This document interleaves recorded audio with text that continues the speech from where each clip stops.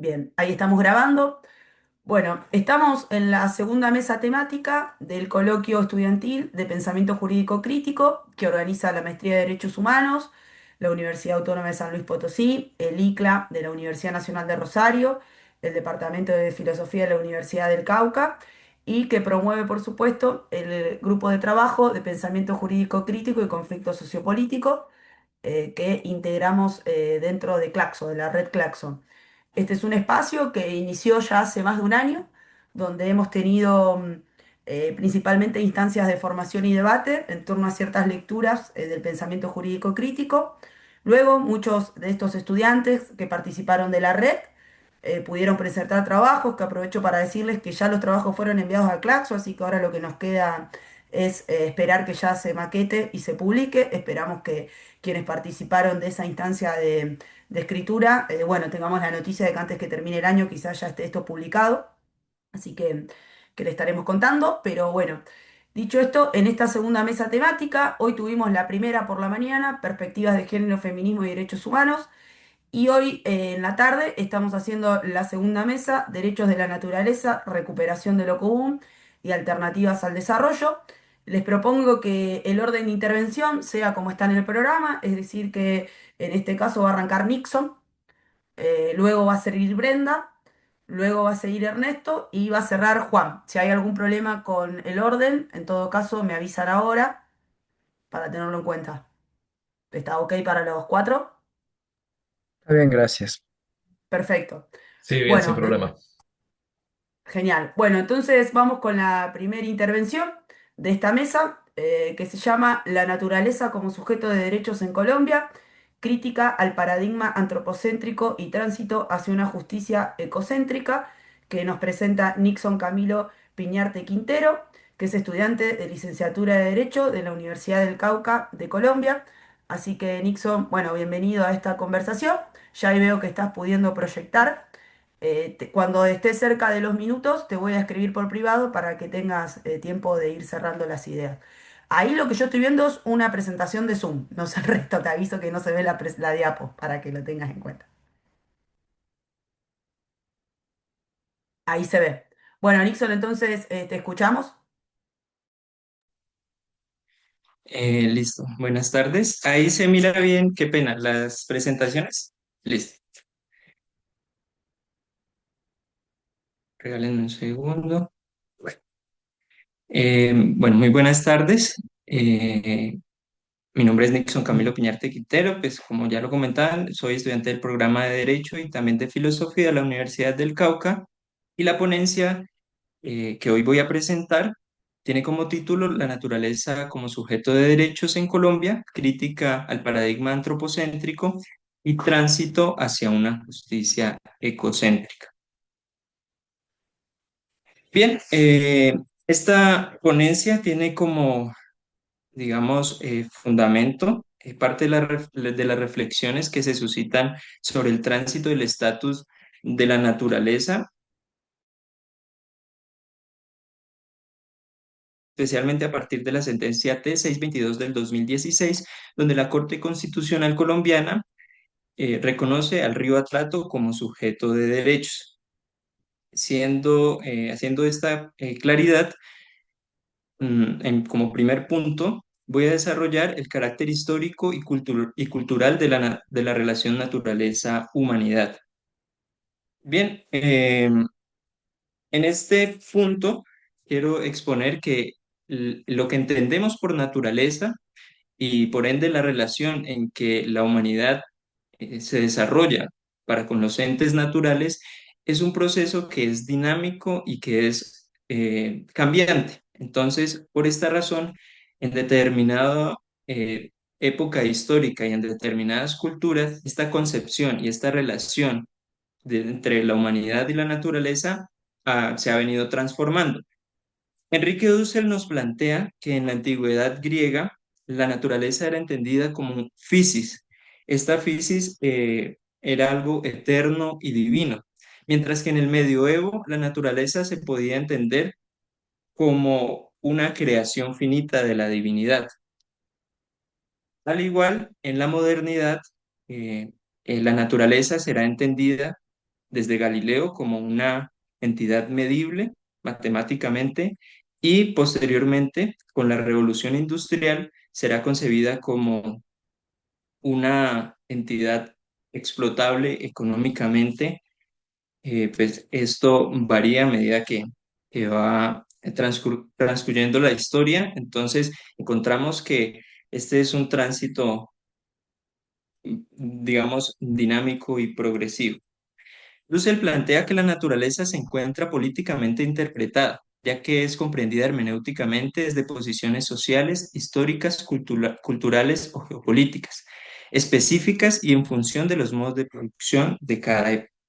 Entendiendo este carácter histórico y cultural de la naturaleza, es preciso preguntarnos lo siguiente. ¿Cuál es el estatus ontológico y jurídico que la naturaleza debe adquirir en correspondencia de las necesidades de nuestro contexto actual? Esta pregunta nos invita a ubicarnos contextualmente en lo que llamaremos como la crisis civilizatoria del Antropoceno. ¿Qué es el Antropoceno? El Antropoceno es la época en la cual la acción humana se ha convertido en una fuerza de alcance planetario capaz de alterar de manera irreversible los sistemas de la Tierra. Esto lo plantea Crutzen. Esta crisis se expresa, como lo evidenciamos, digamos, en, en la contaminación de los gases efecto invernadero, en los océanos convertidos en vertederos, en la contaminación de los ríos por la minería, también digamos que en el colapso de los ecosistemas y en innumerables seres que han sido confinados, digámoslo así, a la explotación y casi que llevados al borde de la extinción. Entonces, este era del antropoceno, digamos que encuentra su fundamento en el paradigma antropocéntrico. ¿Qué es el antropocentrismo? El antropocentrismo concibe al ser humano como centro y medida de todas las cosas, ¿sí? Gudinaz nos plantea que el discurso ilustrado del antropocentrismo sostiene las bases más sólidas de la modernidad. Y además también se puede decir que las bases más sólidas del derecho occidental están centradas en el paradigma antropocéntrico. El antropocentrismo surge a partir de la Ilustración. Según Horkheimer y Adorno, nace bajo el signo del dominio. Su objetivo fue desde un principio liberar a los hombres del miedo y constituirlos en señores. En el proceso de la Ilustración, el conocimiento se torna en poder y naturaleza, y la naturaleza queda reducida a pura materia o sustrato de dominio. Aquí es donde podemos decir que el ser humano rompe ese vínculo con la naturaleza. Listo. Entonces, habíamos hablado del paradigma del antropocentrismo que en gran medida influye en el derecho occidental y aquí podemos encontrar a mano izquierda una gráfica que representa este paradigma. Pero además encontramos otros paradigmas que pretenden la superación del antropocentrismo, como lo es el biocentrismo y el ecocentrismo.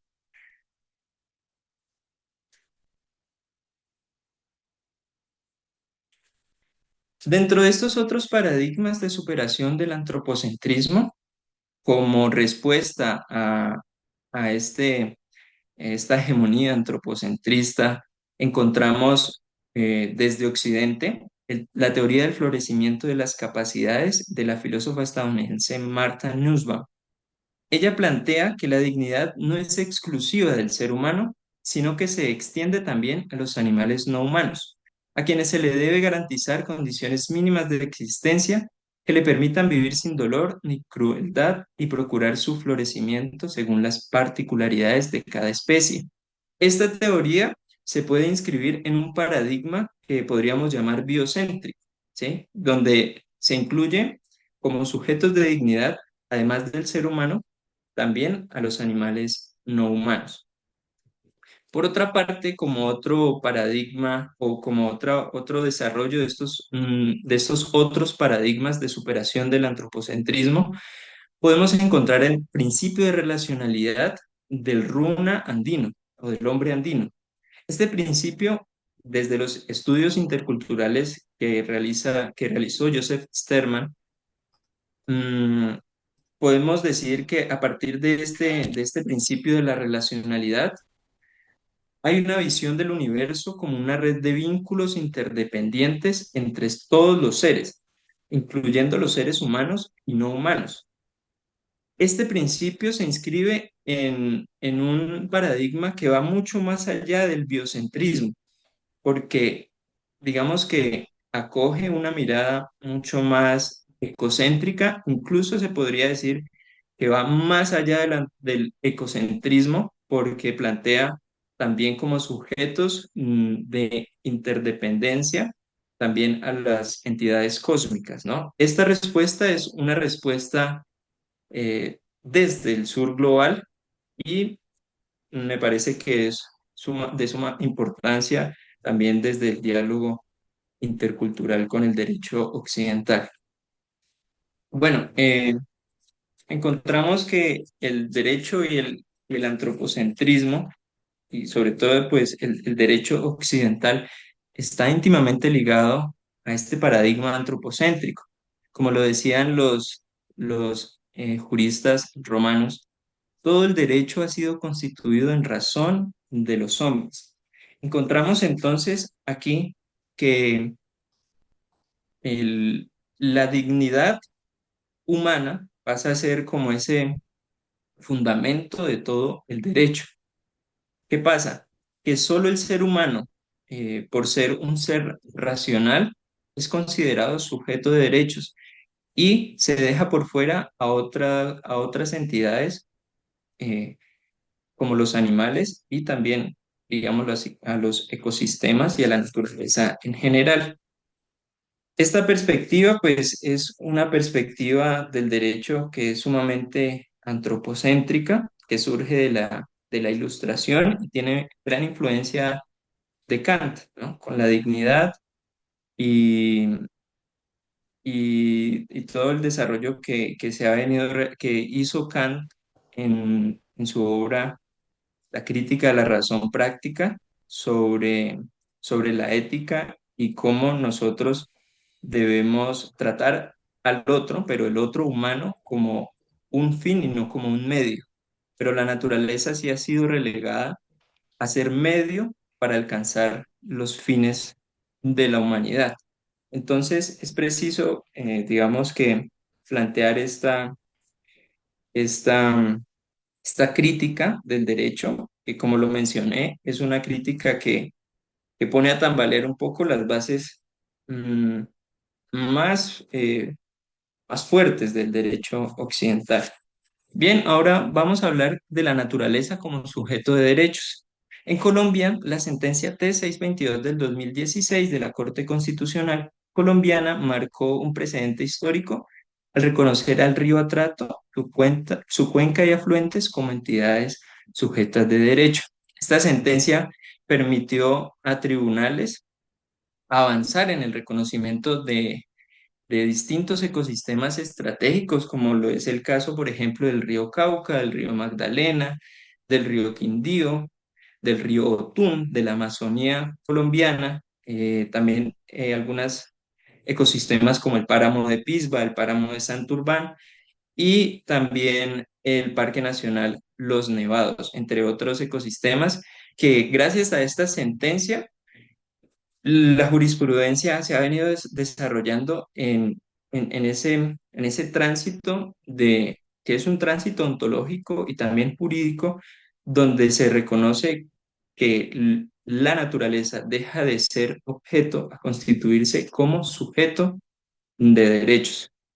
En Colombia, pues, el desarrollo ha sido un desarrollo jurisprudencial, mientras que en otras partes, en otros países, en otros ordenamientos jurídicos de nuestra región, ha sido como por ejemplo en el caso de Ecuador, un desarrollo constitucional. ya que en la Constitución del 2008 se reconoce expresamente a la naturaleza o a la Pachamama como sujeto de derechos en sus artículos 10, 71 y 72.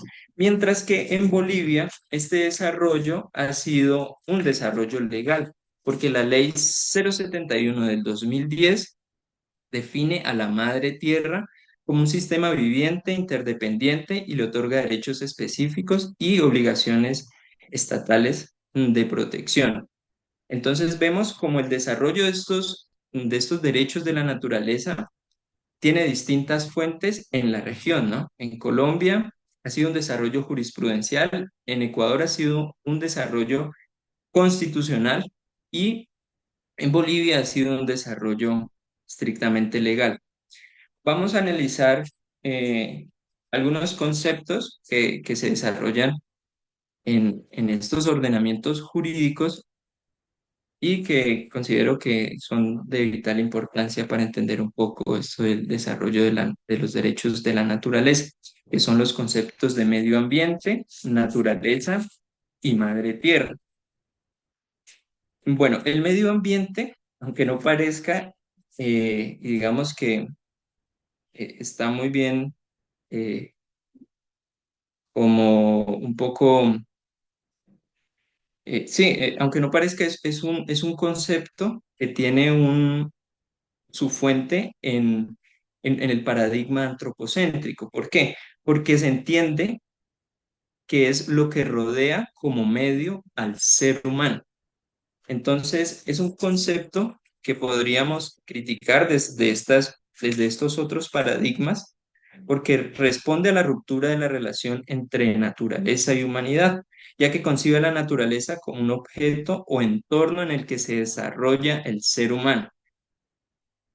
Este es un concepto que es utilitarista y alude a aquello que rodea al ser humano, ambiente, y que es medio para alcanzar los fines humanos. Por otro lado, el concepto de naturaleza, que es el que he acuñado acá en esta presentación, es un concepto que es un poco más amplio y diría yo que es algo abstracto que puede tal vez de manera estratégica resignificarse, ¿sí? Este concepto etimológicamente viene de la palabra nacer. Entonces creo que dentro de un paradigma ecocéntrico y biocéntrico se puede resignificar en función de la protección de los derechos de la naturaleza.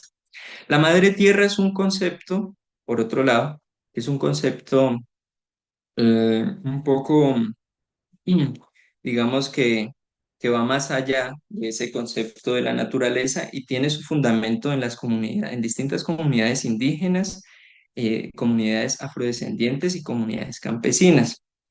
Este concepto entiende a a la madre tierra como algo sagrado y algo vivo, el sostén de la vida misma. Por otro lado, encontramos el concepto de Pachamama, que es un concepto desarrollado desde la relacionalidad. Es un concepto andino que, que concibe a la naturaleza como, que concibe a la naturaleza dentro de una relación cósmica. Es mucho más amplio y es el concepto que desarrolla Joseph Sterman en la Pachasofía, en el cual pues se inscribe diríamos, en un paradigma ecocéntrico o de relacionalidad cósmica. Aquí podemos ver Nico, en perdón este, que te sí, interrumpa, pero te había escrito hace 3 minutitos que estabas en ay, tiempo. qué pena. No sé cuánto te falta, pero si no, Ya, podés de última un sí, minuto para cerrar y total seguimos conversando listo, después. listo, perfecto. Bueno, entonces voy a pasar aquí a las conclusiones un poco, ya me falta poco, de evidenciar la necesidad de un diálogo intercultural, entendido como lo entiende Walsh, no como un mero reconocimiento de cultura, sino como un proyecto político, ético y epistémico encaminado a transformar las relaciones de poder y a construir otros modos de existencia, conocimiento y en este caso lo que nos concierne al derecho de justicia, ¿sí? Entonces, creo que es conveniente dentro de esta crisis civilizatoria que nos convoca, plantearnos otras formas de derecho que estén fundamentadas en la protección de los derechos de la naturaleza y en ese diálogo intercultural con comunidades indígenas, campesinas, afrodescendientes, que nos permiten abrir un poco la visión de lo que se entiende por estas entidades como la Madre Tierra, la Pachamama o la naturaleza. Y a modo de conclusión, reconocer a la naturaleza más allá del discurso como sujeto de derechos implica un cambio de paradigma en el pensamiento jurídico, algo que es supremamente complejo, ¿no? Digamos que en ese sentido ya no se trataría de proteger a la naturaleza por su utilidad para saciar fines humanos, sino por su valor intrínseco. Entonces creo que ese tránsito de ese paradigma antropocéntrico que es necesario por la vida, en procura de la vida en general, es algo que nos convoca y que es preciso discutir en estos espacios en función de una, de una justicia que podríamos llamar ecocéntrica. Y también pues desde la filosofía reivindicar esa sensibilidad de los pueblos indígenas y afrodescendientes, superando la racionalidad instrumental de Occidente. Y acá están las referencias bibliográficas por si las quieren consultar. Y esta sería la última diapositiva. Muchas gracias por su atención y qué pena, no había revisado los mensajes. Muchas Muchas gracias. gracias, Nixon. Estabas concentrado, por eso. Eh, bueno, felicitaciones. Te voy a pedir si podés dejar de compartir pantalla, así recuperamos un poco el cuadro. Mientras tanto, si les parece, tenemos acá algunos minutos para conversar. Si alguien tiene algún comentario, alguna pregunta, algún aporte, yo tengo anotadas algunas cosas, pero preferiría por ahí que empiece hablando otro u otra. Connie, acá Brenda. Dale. Sí, bueno, primero Nixon, muchísimas gracias por tu exposición. La verdad que es súper interesante y aparte también me pone muy contenta que seamos muchos, digamos, los que estemos preocupados y nos interesen estas mismas problemáticas. Ya ahora cuando presente vas a ver que también hay muchas cosas en las que coincido, digamos, así que bueno, eso me pone muy contenta. Y después como, bueno, como también estoy manejando un poco estos mismos temas, quizás en este análisis conceptual que vos nos mostrabas un poco, te puedo dar así como un aporte que hay un autor que es más de los 90 pero que hace un análisis de los conceptos desde el postestructuralismo sería, la cuestión así más de la construcción del lenguaje, y habla justamente del medio ambiente, que es Wolfgang Sachs, y la verdad que, bueno, hace un desarrollo ahí, un análisis conceptual del medio ambiente que la verdad que es muy interesante, histórica y también cómo ha sido funcional, digamos, la denominación medio ambiente para lo que, bueno, él lo ubica más en desarrollo, pero bueno, también quizás te puede servir para tu trabajo. Así que bueno, eso, o sea, agradecerte la verdad porque es muy interesante. Muchas gracias, Brenda. Voy a tener en cuenta ese autor. Gracias. ¿Algún comentario, sugerencia, pregunta? Yo también tengo una pregunta. Buenas tardes. Bueno, Nixon, igual me uno a la felicitación. Te quería preguntar sobre la sentencia del Ría Trato, si tienes información. Entiendo que hay ahí un plan de descontaminación. ¿Cómo ha sido la ejecución de ese plan? ¿Ha sido efectiva o solo ha sido intermitente?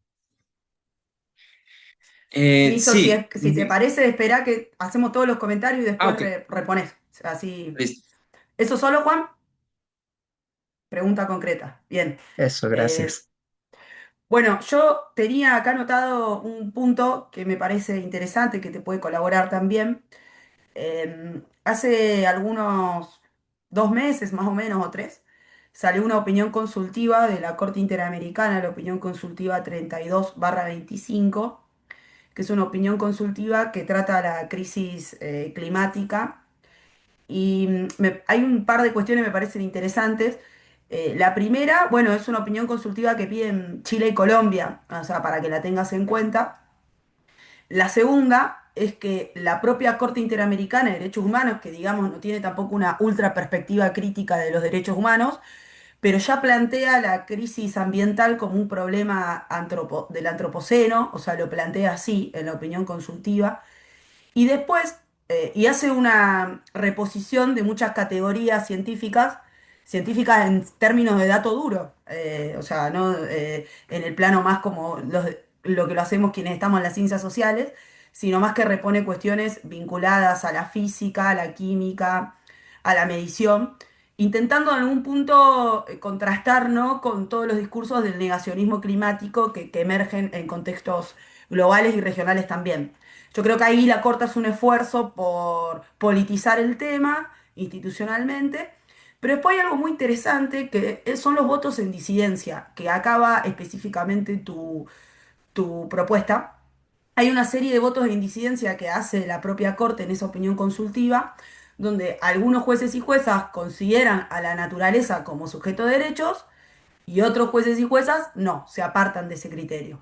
Entonces ahí me parece como un dato, porque más allá de que hay un consenso en principio en la Corte en entender que la crisis tiene que ver con el antropoceno, no hay un consenso en torno a si entienden o no a la naturaleza como sujeto de derechos. Entonces yo creo que ahí, bueno, es interesante porque muestra cómo está en disputa jurídica y políticamente esta categoría que vos utilizas. Bueno, esa es mi intervención. Es la opinión consultiva 32/25 para que la tengas ahí anotada.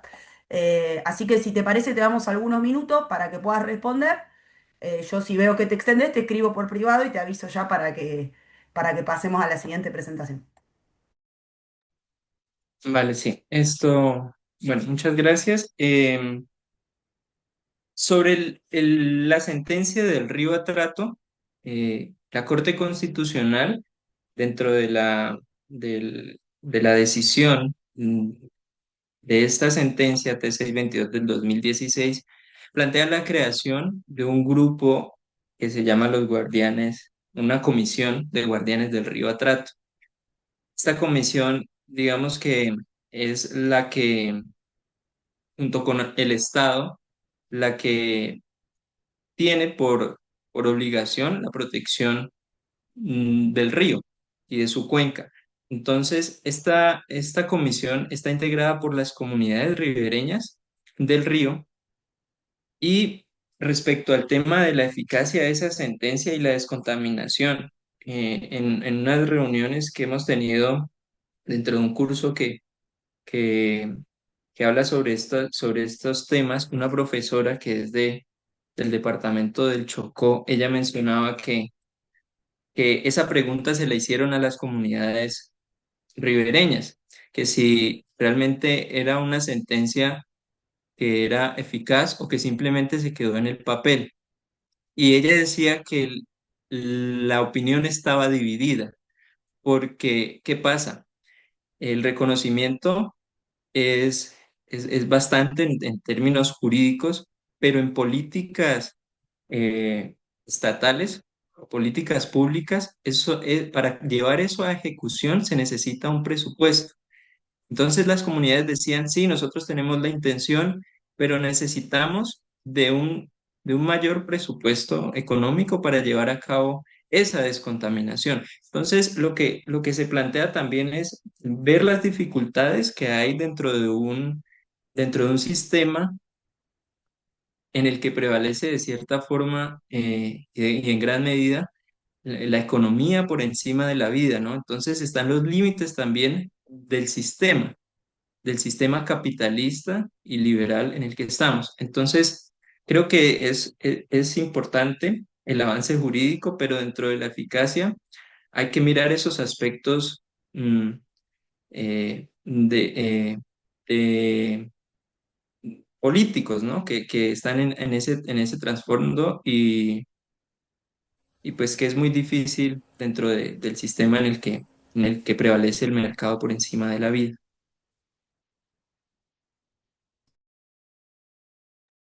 Eso por un lado, ¿no?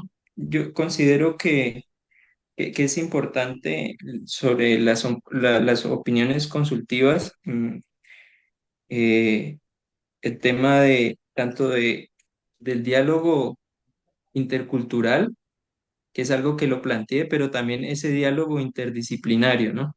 Entre las distintas disciplinas, como no sé, la biología, las ingenierías, para reforzar un poco más estos argumentos alrededor de la protección de la naturaleza. Y creo que sí, el debate está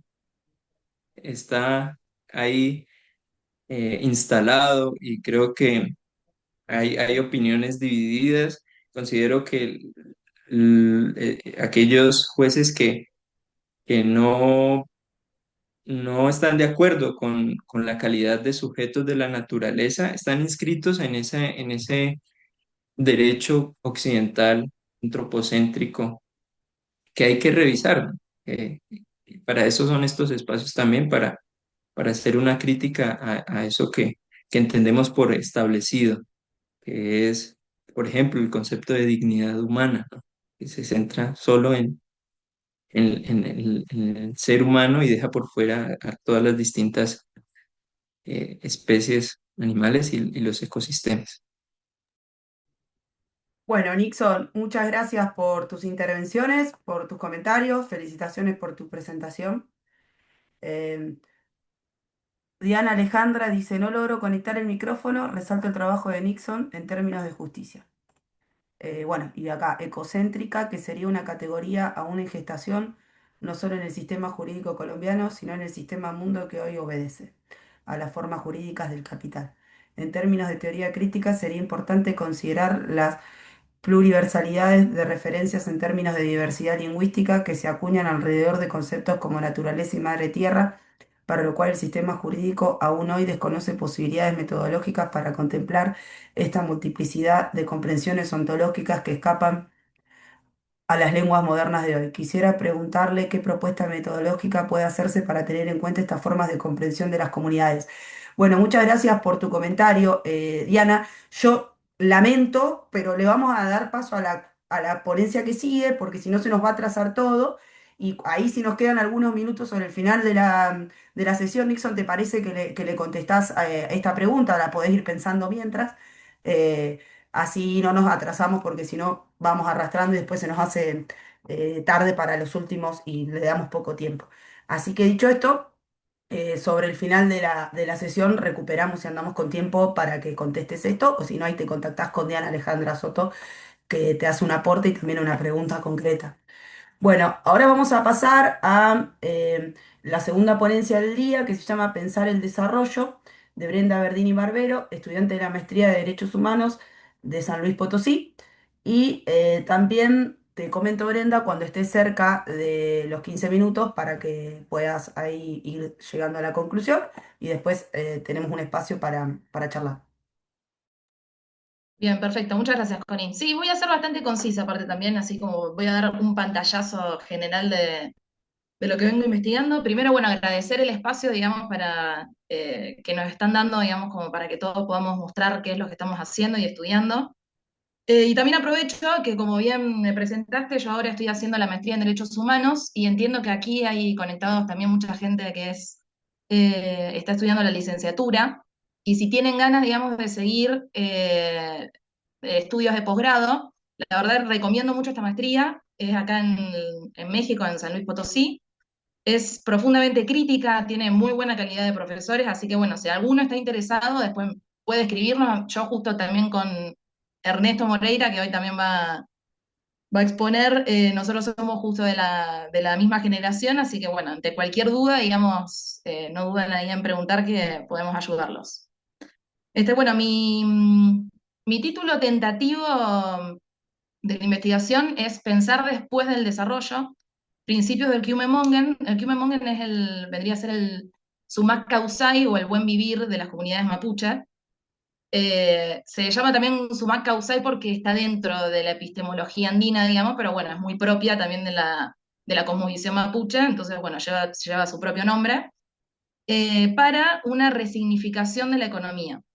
También una resignificación es porque obviamente se admiten, digamos, otro tipo de alternativas.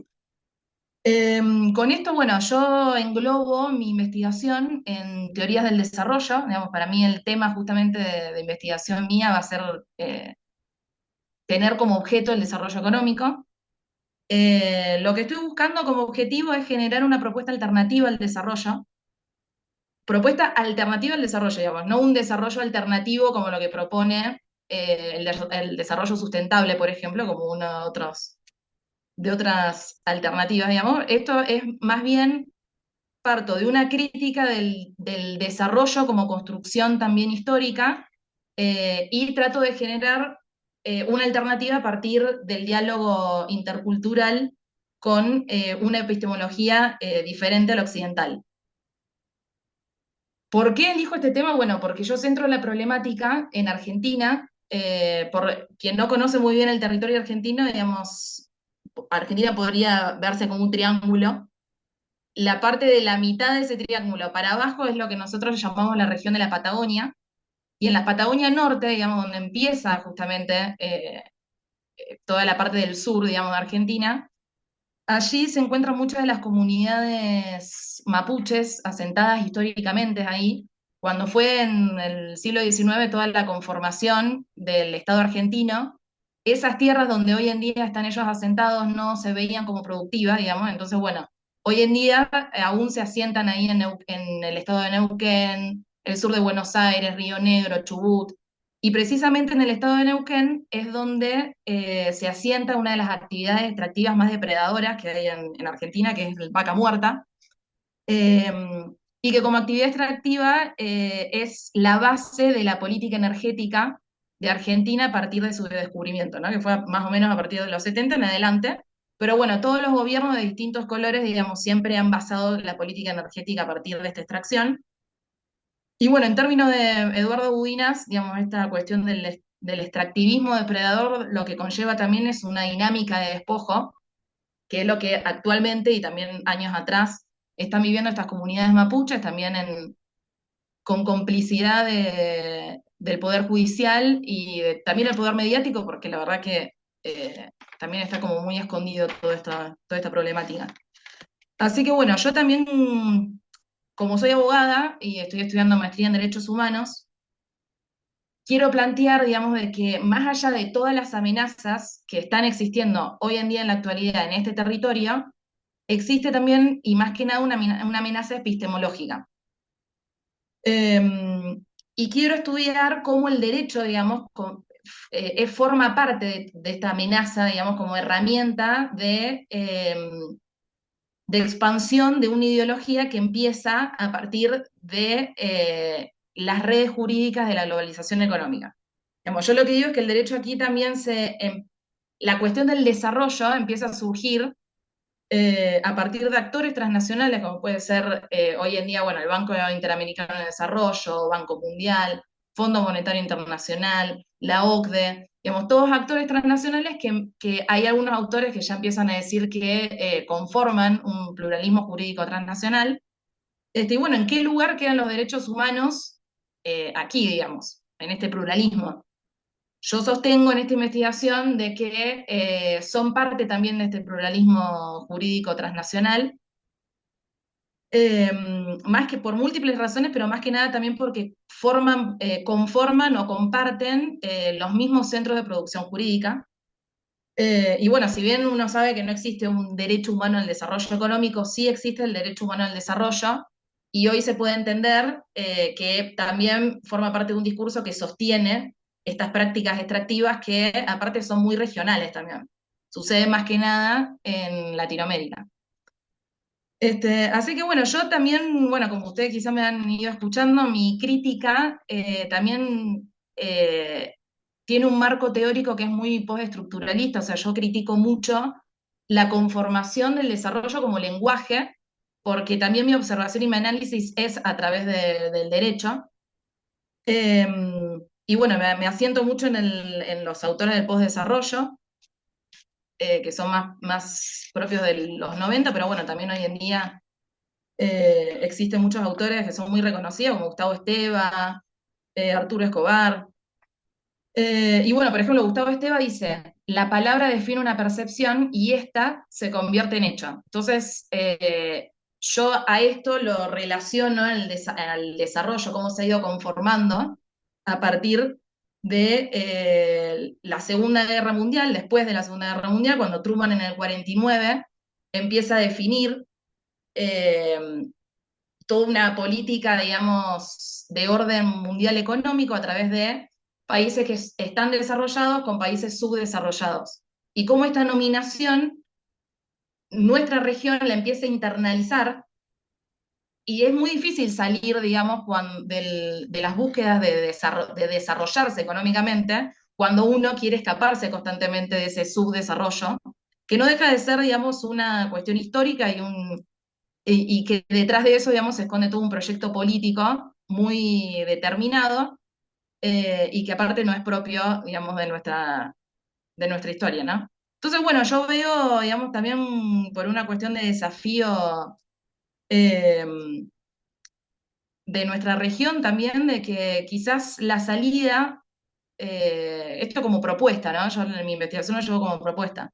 Quizás la salida sea a partir de darle más lugar a epistemologías que son ancestrales, más propias nuestras de nuestra región, como es el Kiumemogen, y como es también la cosmovisión entera, digamos, mapuche. Yo trabajo también, estoy investigando más que nada cómo se dan los procesos de conformación del LOF, que son los asentamientos mapuches, como para ahí poder ir desentramando otros principios que empiecen a regir lo que uno entiende por principios económicos o desarrollo, digamos.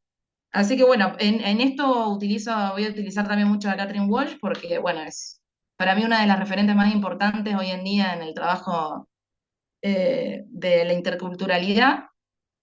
También, bueno, muy compartido con Nixon, digamos, a Joseph Esterman. Él también habla mucho de una hermenéutica a partir de la epistemología andina, así que también es una hermenéutica, digamos, más filosófica, pero bueno, también creo que me va a servir mucho para comprender, digamos, estas epistemologías que son tan distintas a las que tenemos acostumbradas nosotros como occidentales, ¿no? Así que bueno, esto es un poco mi investigación. Fue bastante así como un pantallazo breve, pero bueno, abierta también a si me quieren aconsejar, escucho muy amablemente.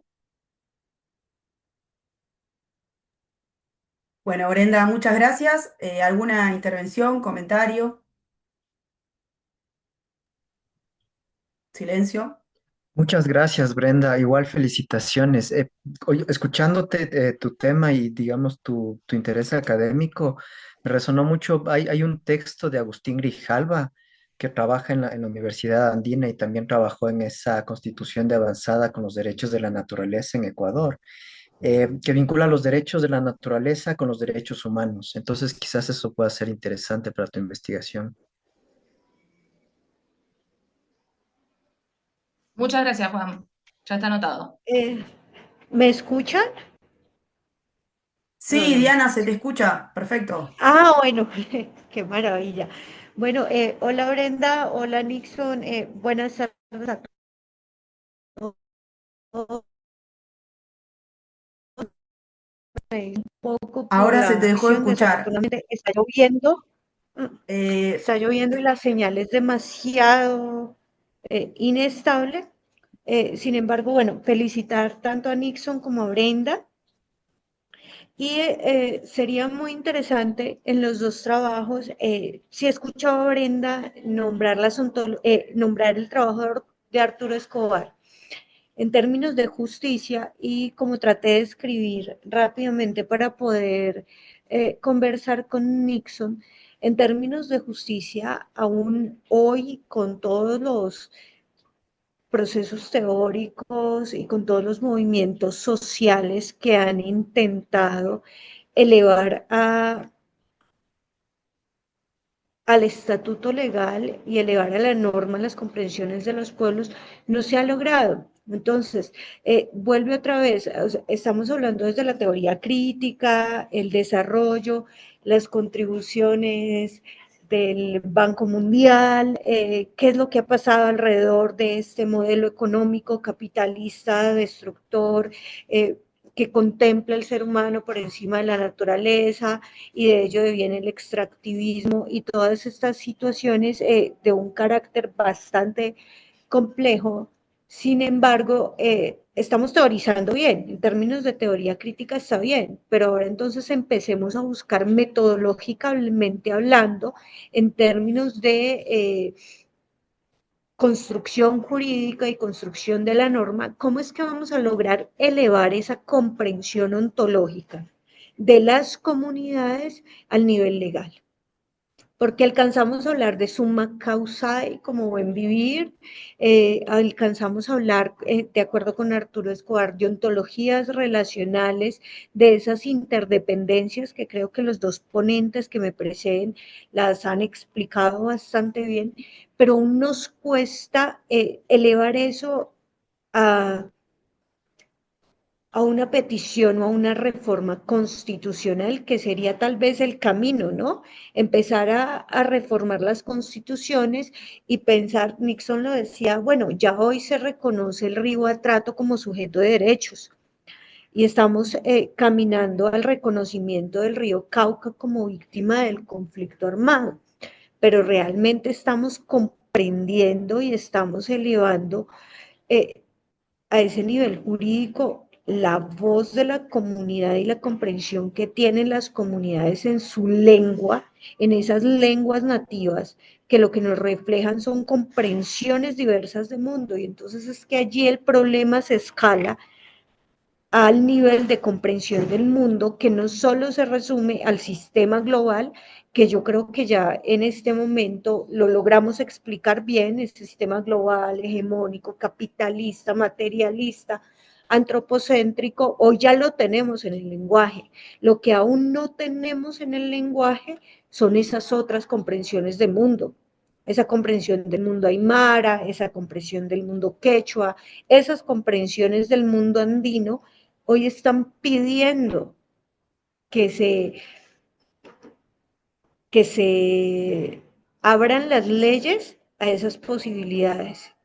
Y si en Colombia, en Bolivia nos cuesta, yo me imagino que en otros países ha de ser una debacle poder poner en diálogo o al menos poner la atención entre lo que comprendemos en español por naturaleza, lo que comprenderíamos en quechua por naturaleza, lo que comprenderíamos en aymara, lo que comprenderíamos en guayunaiki o en nasayube. Entonces, a mí me gustaría con estas dos ponencias, que de pronto empecemos a pensarnos cuáles serían esos métodos jurídicos que nos pueden llevar a esas otras comprensiones ontológicas que nos pueden contribuir y nos pueden ayudar a relacionarnos políticamente con las comunidades y con el Estado desde este mundo de la academia, volvernos puentes, más que más que nombradores de la realidad, poder ser esos puentes entre la academia y las comunidades que hoy están reclamando se reconozcan sus derechos a la tierra, sus derechos a la naturaleza, pero no que se les reconozcan en el lenguaje occidental kantiano, sino que se reconozcan en un lenguaje verdaderamente relacional en el que se supera ese ser humano como centro y entonces ya estaríamos hablando en otro nivel epistémico.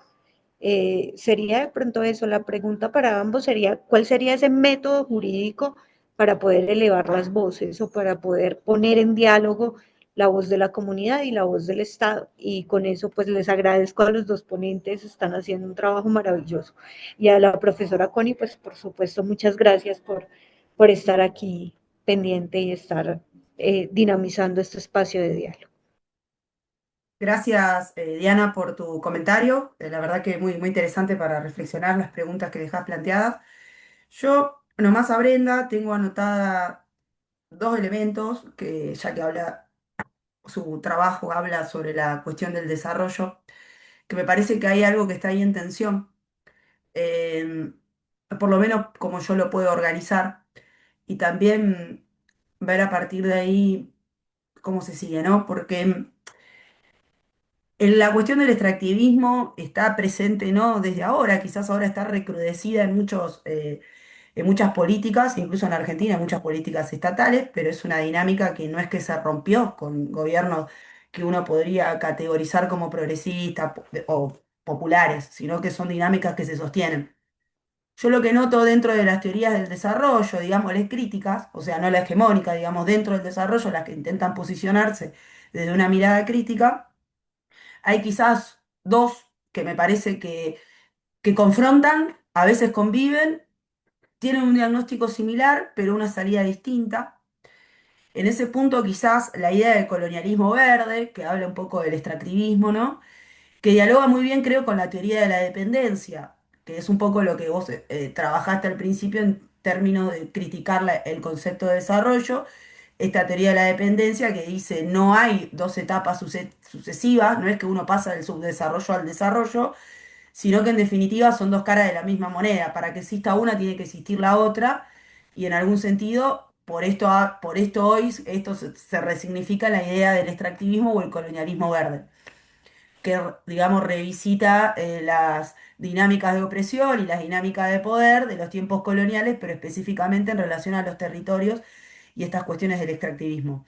Por otro lado, también hay alguna otra mirada dentro del desarrollo, que yo lo ubicaría más en el estructuralismo latinoamericano, que plantea un diagnóstico similar en el sentido de que, bueno, la situación del extractivismo está, en definitiva, lo que hay que hacer es una serie de arreglos políticos, institucionales, para que esas dinámicas no sean tan extranjerizadas, sino que tengan más que ver con la soberanía y un nacionalismo de los recursos naturales, bienes comunes, etcétera, y en definitiva utilicemos ese bien común para impulsar la materialización de derechos en las comunidades. Entonces hay una tensión importante porque yo creo que estas dos corrientes están dentro del pensamiento crítico, las ubico dentro del pensamiento crítico, porque tienen una mirada de transformación social, tienen una mirada, digamos, compleja sobre la realidad, pero la salida para hacerle frente me parece que chocan bastante y hasta incluso se ve dentro de las propias dinámicas de los gobiernos que uno podría catalogar de izquierda, progresista, nacional y populares, donde al interior existen esas críticas. Yo no te estoy aportando quizás una gran solución, sino que te estoy trayendo quizás como un debate que está al interior, como para que lo tengas en cuenta, naturalmente, no para que te posiciones en relación a alguna de esas situaciones, sino quizás como para delinear un camino. Así que dicho esto, te damos unos minutos para que puedas ahí conversar en torno a a las aportaciones que se hicieron y después pasamos a la siguiente ponencia. Y felicitaciones por el trabajo también.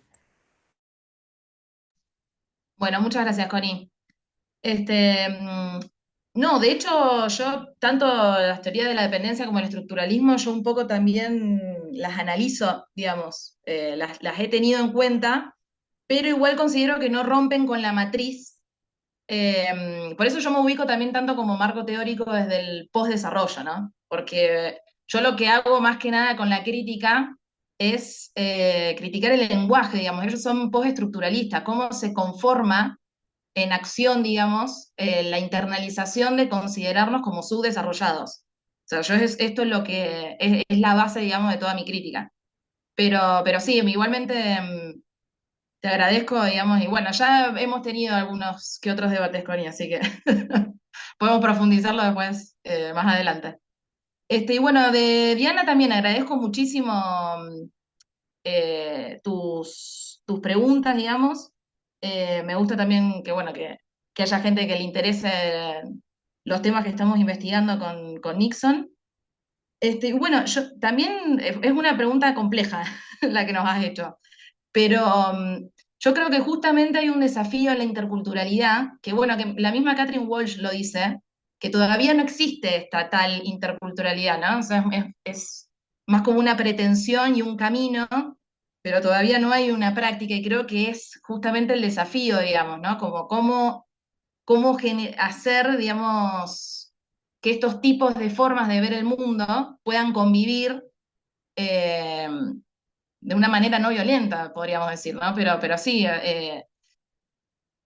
hay que pensar también la cuestión de si esto se lleva también a reformas constitucionales, cómo eso, porque si no también puede pasar lo que ha sucedido en Bolivia, ¿no? Cómo eso también se puede, o sea, que va a conllevar siempre una reforma estatal, una reforma de la consideración del Estado. La verdad que es compleja, la pregunta es compleja, no te la sabría responder, pero bueno, creo que es un camino y bueno, iremos viendo a medida del desarrollo de las investigaciones, ¿no? Pero bueno, te agradezco realmente mucho la consulta.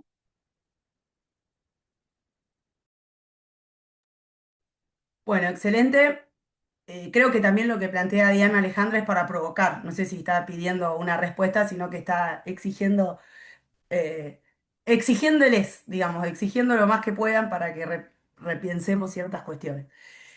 Bueno, ahora pasamos a la siguiente ponencia del día de hoy, el llamado de Ferrajoli a una constitución de la tierra, una valoración crítica de Ernesto Moreira Sardiñas, también de la Maestría de Derechos Humanos de la Universidad Autónoma de San Luis Potosí. Bueno, Ernesto, te pasamos la palabra y cuando estés cerca de cumplir los 15 minutos, yo te aviso para que puedas empezar las conclusiones. Em, Buenas tardes. Por lo visto, parece que estoy teniendo algún problema. Ah, no, ya me veo. Ya, entonces ya, continúo. Bueno, buenas tardes y ante todo agradecer a los organizadores del evento por la posibilidad de estar aquí y participar. Y bueno, ya entrando en materia, em, la ponencia que estoy presentando va justamente sobre el proyecto que presentó Luis Ferraioli, que es un importante y reconocido jurista italiano, sobre la idea de crear una constitución de la Tierra, o sea, sería un texto constitucional que regiría para el planeta entero. Cuando vemos que lo motiva a esto es parte de lo que él llama las catástrofes globales. Ahí él se detiene en hablar, por ejemplo, del peligro de catástrofe ecológica, del tema de los conflictos armados, habla también del tema de la pandemia de COVID-19 y presenta todo esto como fenómenos a los cuales el constitucionalismo, tal y como existe en el mundo actual, no les puede dar una respuesta. ¿Por qué? Porque las constituciones funcionan a nivel de cada estado, de cada país. Entonces, ahí hay un límite territorial a la respuesta que desde el constitucionalismo se le puede dar a estos problemas y eso para él trae la necesidad de un constitucionalismo que rebase las fronteras del Estado y que todos los sistemas de garantías que se derivan del derecho constitucional rebasen estos límites del Estado y por lo tanto se expresen en una constitución que tuviera un alcance global. Entonces, a resultas de esta motivación, sale una propuesta que nos daría una constitución que sería global, que tendría ante todo una naturaleza convencional, o sea, su fuente formal de derecho sería un tratado internacional y que partiría de la creación de una federación de la tierra. O sea, esta propuesta sustituiría el actual sistema internacional, tal y como lo conocemos hoy, por una especie de organismo federal que regiría al planeta entero. Y eso a partir de esa constitución de la Federación de la Tierra, él divide eso en lo que podríamos llamar una serie de garantías primarias que serían más bien institucionales y partirían de una reforma del funcionamiento de las actuales organizaciones internacionales. También prevé un sistema de garantías secundarias que se concentra sobre todo en la existencia de tribunales. Por ejemplo, propone la existencia de un tribunal constitucional a escala global que controlaría la aplicación de esta constitución y también propone la creación de un sistema fiscal global, o sea, de recaudación de impuestos y demás que funcione a escala global. Y en sus ámbitos de regulación eh, partiría entonces de ser un constitucionalismo supranacional al establecer este sistema que ya hemos descrito, y propone lo que llama constitucionalismo de mercado, constitucionalismo de bienes fundamentales y constitucionalismo de bienes ilícitos. Ahí él se concentra en estos tres ámbitos de regulación de la vida social que por razones de tiempo no puedo detenerme a explicar aquí, pero que básicamente implican controlar determinados ámbitos de comportamiento, sobre todo de actores transnacionales, que pueden ser desde las propias empresas transnacionales o el crimen transnacional, sobre todo buscando que se puedan garantizar los derechos de las personas por medio de controlar este tipo de situaciones. Entonces, hasta ahí todo parece muy bien y parece una propuesta que efectivamente pudiera dar un poco de orden a un mundo que, si lo miramos tal y como es, eh, nos parece un poco caótico, desordenado, pero creo que hay que mirar un poco más allá. Y si nos ponemos a ver, por ejemplo, cuál es el contexto social en el que tendría que regir una hipotética constitución de la Tierra. Lo primero que tenemos es que existe una multiplicidad de estados y de sociedades que se constituyen a lo interno de esos estados y a su vez esos estados están montados sobre la idea del Estado-Nación, que es una idea que, como sabemos, tiene más de orientador ideológico que de realidad. Ya sabemos que existen muchos estados que son plurinacionales, sabemos que existen naciones que atraviesan las fronteras de varios estados. Pensemos, por ejemplo, en los kurdos que habitan en territorios de Siria, Turquía, Irán, Irak. Al propio tiempo, estos estados y estas sociedades se han estructurado en torno a una sociedad internacional que es descentralizada, que es ajerárquica y además está fragmentada. O sea, los sistemas institucionales que existen a nivel internacional están fragmentados, muchas veces no guardan relación uno con el otro. Por ejemplo, si pensamos en instituciones jurídicas, por ejemplo, la Corte Internacional de Justicia no está en un mismo sistema que la Corte Penal Internacional o que el Tribunal del Mar. Todos son sistemas que funcionan cada uno por su cuenta. Al mismo tiempo, hay una emergencia de relaciones sociales transnacionales que implica relaciones económicas que se expresan en las empresas transnacionales, que se expresan en la aparición de este pluralismo jurídico transnacional de que Brenda hablaba en su ponencia, y todo eso va atravesando tanto los estados y las sociedades que hay al interior de ellos, como a la propia sociedad internacional. Entonces esto nos da un mundo en el cual las relaciones de poder están fragmentadas, tienen altos niveles de desigualdad y además están desconcentradas. Por lo tanto, no existe a escala global un ente que cumpla función de Estado. Y eso es muy importante a la hora de entender cómo funcionaría algo como una constitución de la Tierra. Y esas son entonces preguntas que acaba de hacerse. ¿Cómo podría imponerse una constitución de la Tierra a una sociedad que es descentralizada? O sea, si no hay un centro de poder en esa sociedad internacional, ¿cómo se va a garantizar esa concentración que supone una federación de la Tierra? ¿De dónde saldría eso? ¿Qué base de poder material podría sustentar eso? Además, ¿cómo podría aplicarse una constitución global a una sociedad internacional cuya tendencia, lejos de ser a la concentración del poder, está siendo al revés, a la desconcentración, como puede verse en lo que ahora se le llama el fenómeno de la multipolaridad? O sea, si hubo cierta tendencia a la concentración del poder, por ejemplo, en dos superpotencias durante la época de Guerra Fría o en una sola después de la caída del muro de Berlín, hoy el escenario que tenemos es muy diferente.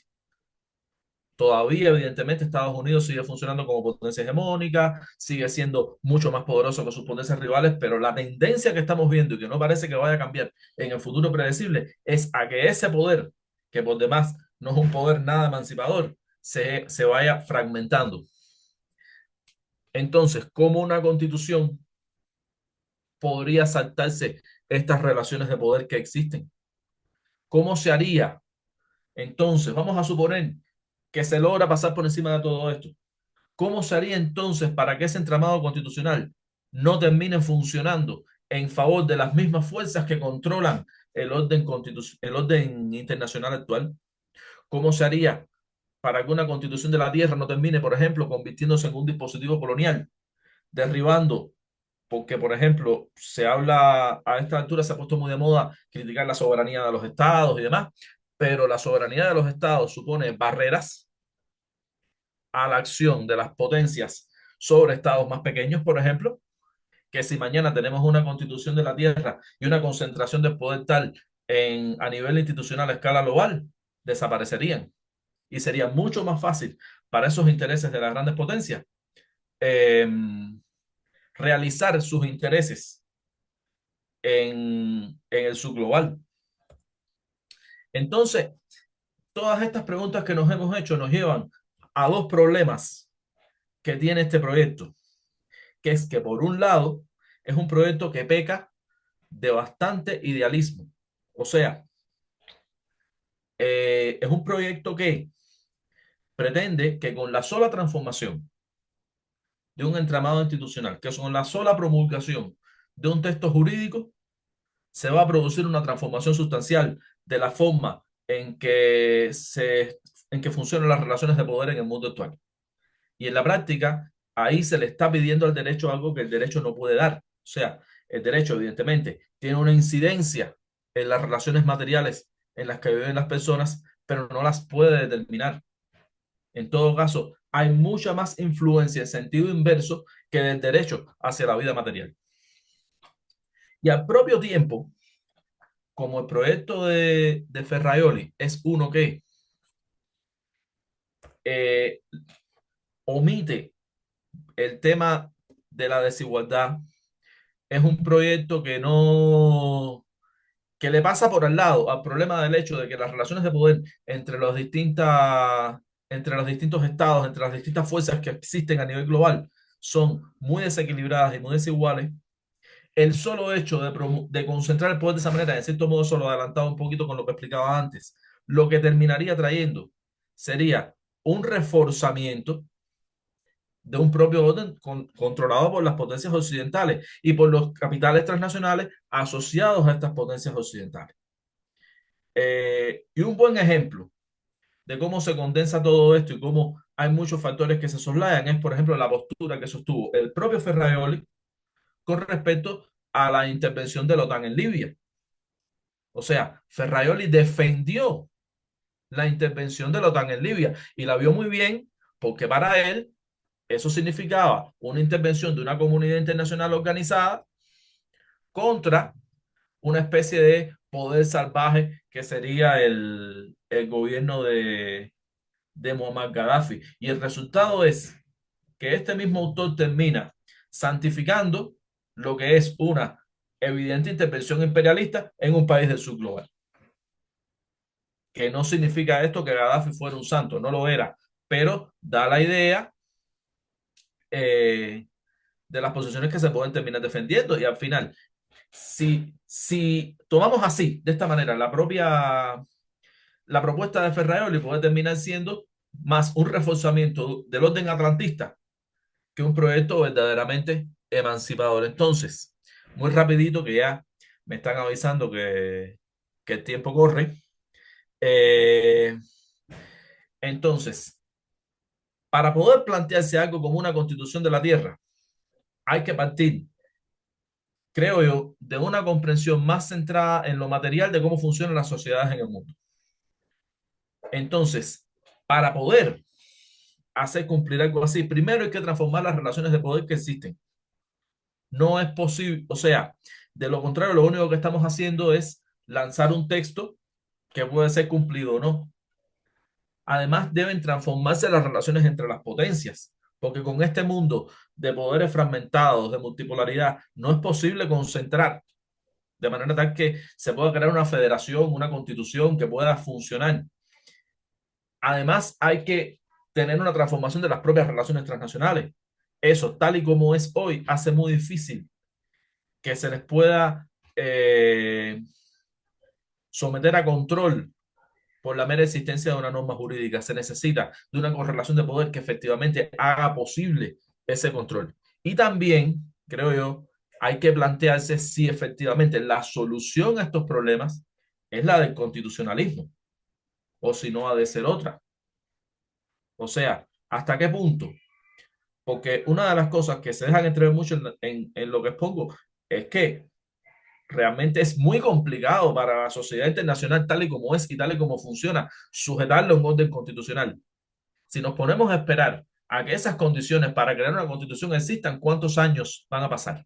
Quizás las soluciones hay que buscarlas primero en otros ámbitos dentro del sistema internacional y luego pensar cuando vivamos en otro tipo de sociedad internacional al que debemos luchar por llegar también eh, por un entramado institucional de tales características. Así que bueno, esa sería a grandes rasgos mi posición. Así que bueno, muchas gracias una vez más por la posibilidad de estar aquí y bueno, buenas tardes. Muchas gracias, Ernesto, y felicitaciones también por tu presentación. Bueno, tenemos acá algunos minutos para comentarios, preguntas para la presentación de Néstor. Sí, buenas tardes. Igual te felicito, Ernesto. Excelente tu exposición. Yo quería preguntarte, concuerdo en todas las críticas que le has planteado a Ferrayol y yo creo que también el diagnóstico del que parte es erróneo, porque claro, dice las catástrofes son globales, las afectaciones son compartidas, pero las responsabilidades son diferenciadas y eso me parece que no lo deja muy claro, porque obviamente los países desarrollados son los que han consumido más y han provocado mayoritariamente esas catástrofes. Entonces creo que hay que partir de un diagnóstico que sea más claro en ese sentido. Sin embargo, también siento que hay esta dificultad de tratar ciertos temas en el ámbito estatal y como tú dices, hay esta dificultad de tratarlos en el ámbito global. No se podría pensar en planos intermedios, pensando también en las exposiciones anteriores de Nixon y Brenda, que tenemos estos patrones de economías extractivas dependientes que compartimos ciertos países de América Latina. No se puede pensar en algún tipo de ordenamiento intermedio regional que nos permita una alianza para disputar también estas nociones. Gracias por tu comentario, Juan. Bueno, recuerdo que primero hacemos todas las intervenciones y después le damos tiempo para que Ernesto, bueno, hay Milay que se sumó a la conversación, bienvenida. Hola, ¿qué tal? Disculpen, no pude entrar antes y bueno, ahora más bien escuché a Ernesto, ¿no? Completo, no quería intervenir si no escuchaba toda el diálogo y más bien quisiera comentar, reflexionar en conjunto, ¿no?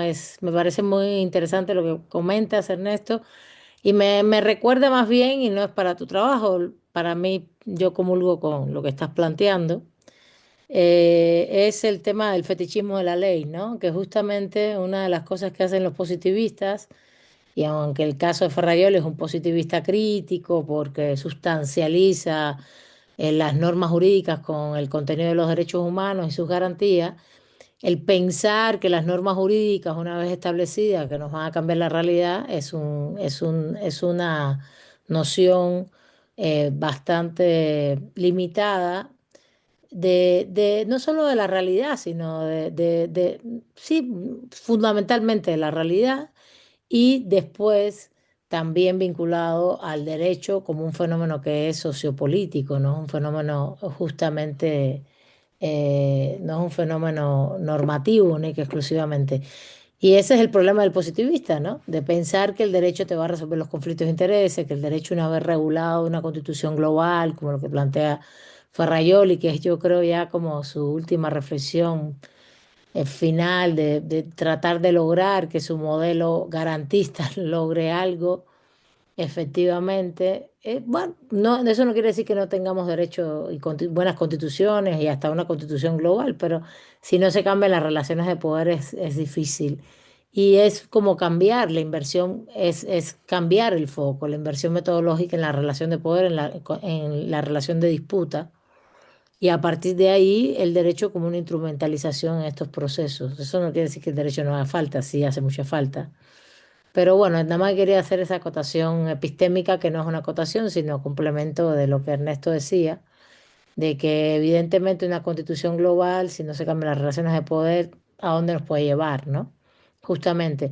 Incluso nos hace pensar un poco si el sistema internacional, del derecho internacional de los derechos humanos, que a mí me parece hoy que es una cuestión fundamental que debemos pensar, cuestionar, hasta qué punto, y es lo hemos hecho acá en el seminario este que hicimos del grupo de trabajo con nosotros este año, el año pasado, o este año metimos derechos humanos, el año pasado un seminario que hemos estado haciendo de académicos, del GT. ¿Hasta qué punto realmente hoy el sistema internacional, y ahí te lo dejo también, Ernesto, en tu reflexión, porque Ernesto incluso es especialista en estos temas internacional público, nos está sirviendo hoy? ¿Para qué? ¿Para qué realmente, no? Pensar una constitución global con un sistema de derecho internacional público, no solo incluso de derechos humanos, todo el sistema, ¿no? El sistema ONU, ¿hasta qué punto nos está sirviendo? Si realmente es... A ver, yo no estoy a favor de la demolición, ¿no? Ni mucho menos, porque yo digo que tengamos algo siempre es algo.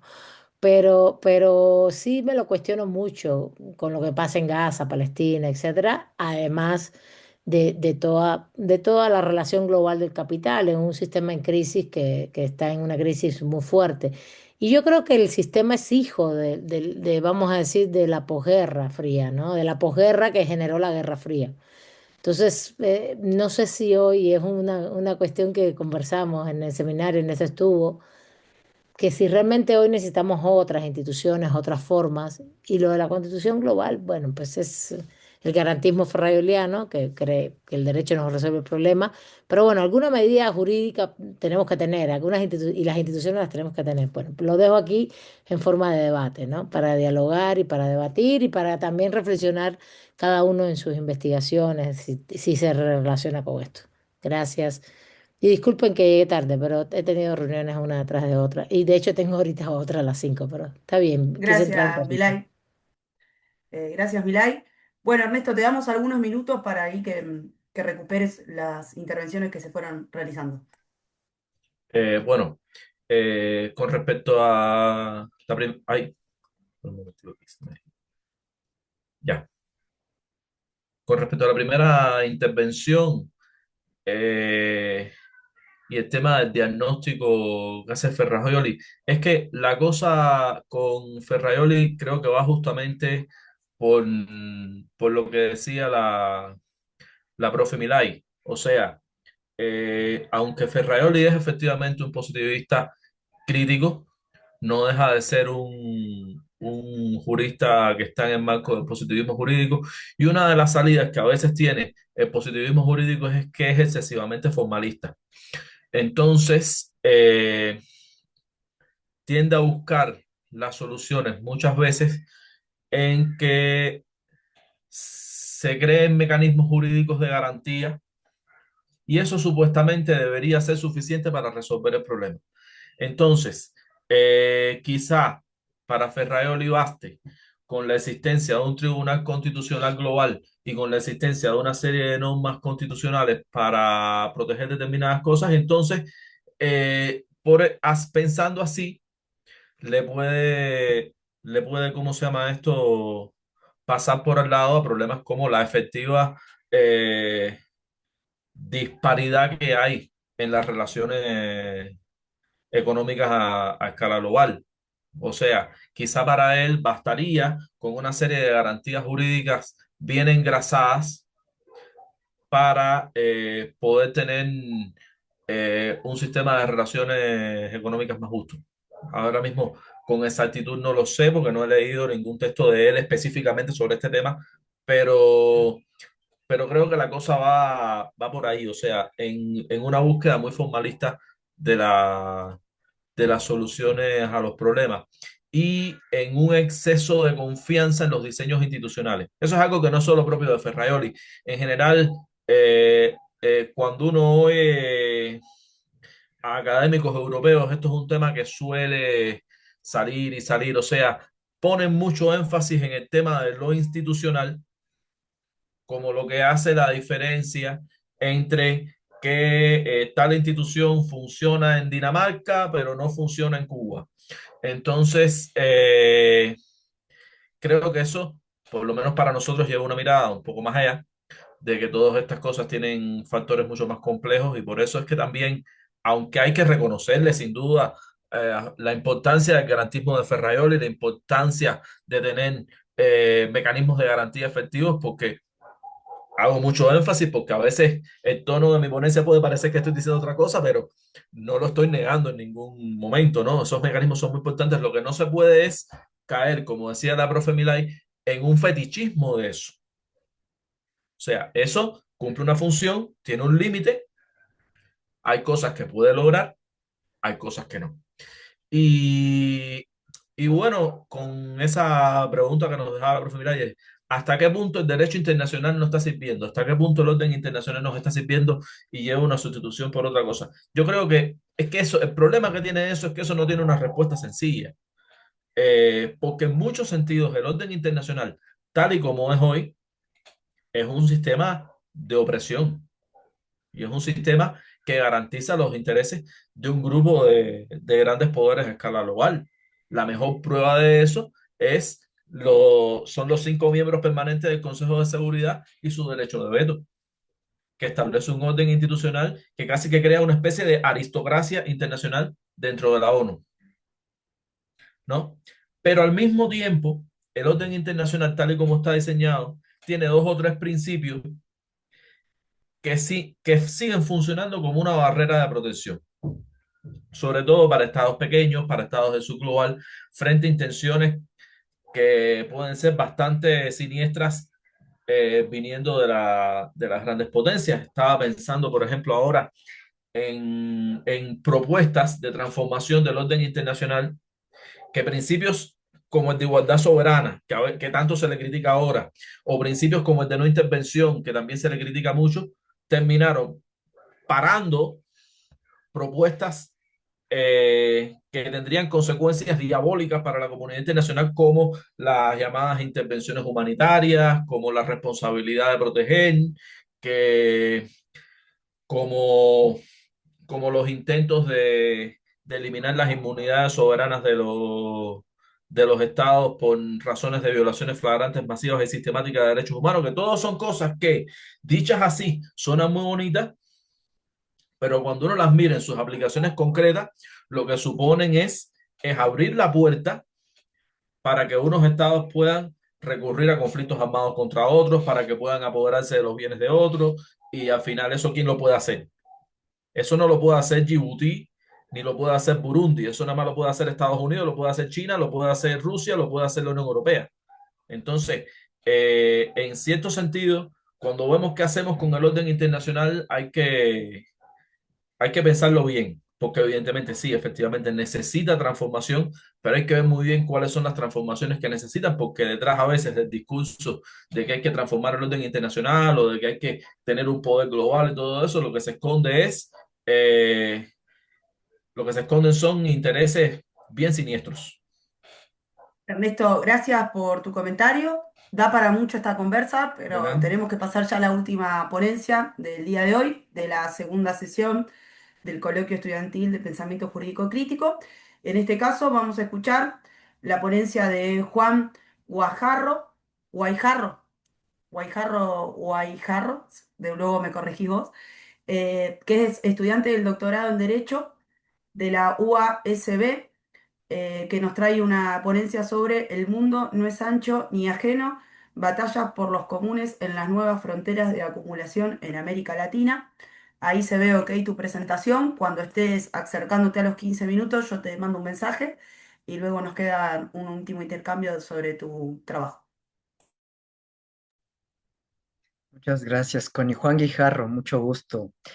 Soy estudiante del doctorado en Derecho en la Universidad Andina y estoy haciendo una tesis sobre los comunes. Entonces, la idea es ahora presentarles algunos avances, algunas inquietudes y poder conversar.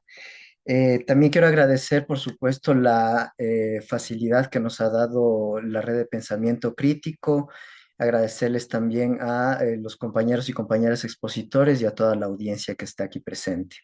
Entonces, como decía Connie, el título de mi exposición es El mundo no es ancho ni ajeno, batallas por los comunes en la frontera de acumulación de América Latina. Y empieza, porque este título empieza con una referencia a una definición clásica en el pensamiento liberal a fines del siglo XVII, John Locke establece que la propiedad surge cuando se involucra el trabajo humano en la tierra, que es lo que nos ha dado a Dios a todos en común y que es infinitamente disponible. Obviamente sabemos que Locke está escribiendo este concepto idealizado en un momento en que hay ya avanzados procesos de colonización, de desplazamiento y exterminio de poblaciones, de sus tierras ancestrales, etcétera, etcétera, etcétera. Y de 250 años después, esto se puede constatar justamente en la novela del escritor peruano Ciro Alegría, que se llama El mundo es ancho y ajeno. Entonces ahí lo que podemos ver es justamente la caída a tierra de este concepto idealista liberal de que hay una tierra infinitamente disponible a la historia que nos cuenta Alegría de una comunidad andina que es poco a poco desplazada de sus territorios ancestrales por los intereses de acumulación de un hacendado. Y la consigna de la expulsión es: el mundo es ancho y ajeno, lárguense. Entonces, vemos ahí que esta es la realidad del cercamiento legal y obviamente si tenemos una visión más panorámica de la historia del capitalismo, el capitalismo siempre ha vivido de la explotación, la extracción, el cercamiento de naturalezas baratas, entre comillas. Y lo que sucede desde más o menos mediados de la década de 1970 es que hay una caída de las tasas de acumulación de las ganancias, entonces el capitalismo busca expandirse a nuevas fronteras, busca nuevas fuentes de ganancia, nuevas cosas, espacios, relaciones que mercantilizar y empieza a erosionar los bienes comunes, el aire, la tierra, el agua, que son las condiciones ecosociales de la vida humana habitable sobre la tierra. Entonces, la tesis fuerte de mi investigación es que los comunes, su protección, su preservación, exigen un constitucionalismo que vaya más allá del orden interestatal. Y para exponer esta tesis fuerte, les voy a presentar tres momentos: un diagnóstico, un mapa regional. Luego voy a discutir cuáles son los modos jurídico-políticos de apropiación y finalmente les voy a plantear unos temas que me parece que se deberían debatir en el marco de este constitucionalismo global. Entonces, pasando muy rápido al diagnóstico, eh, me interesa mucho partir de una reflexión sobre qué implica la definición de la propiedad como un concepto jurídico político. Cuando uno define qué es propiedad, define qué es lo que se puede apropiar, es decir, un concepto del valor, quién legitima la apropiación, es decir, un concepto del Estado, y quién puede o no ser propietario, es decir, un concepto del sujeto político ciudadano. Y para mí, el momento coyuntural clave en que el concepto de propiedad se ancla a la dinámica de acumulación del capitalismo es en el siglo XVI, cuando comienzan las invasiones de las potencias europeas a las tierras americanas. Entonces, lo que sucede es que se establecen unos circuitos de acumulación a nivel global que transfieren los valores de la periferia americana a los centros metropolitanos europeos, y eso significa que se empieza a valorar el dinero por el dinero mismo. El Estado también se configura en la coalición de las coronas portuguesa y española con el papado para dividirse las tierras americanas en una soberanía titulante que concede estos títulos a los ciudadanos que pueden ser considerados propietarios. Y lo que vamos a ver es que ya en la larga duración, obviamente, esto implica para la región latinoamericana una inserción subordinada en las cadenas globales de acumulación como proveedora de materiales. En los primeros siglos de la colonización fueron metales preciosos como el oro, la plata, también sustancias muy valoradas como el café, el maíz, el algodón, extraídas a través de trabajo esclavizado, de las mitas, las encomiendas, etcétera. Y para el periodo para el que podemos contar de contabilidad, que es el siglo XX, podemos ver que hay un patrón biofísico en que América Latina es proveedora de materiales y este patrón se va acentuando con el tiempo, es decir, los flujos de materiales como biomasa, que son sobre todo los productos agropecuarios, también los combustibles fósiles y los minerales, son muchos más las exportaciones que las importaciones. de América Latina.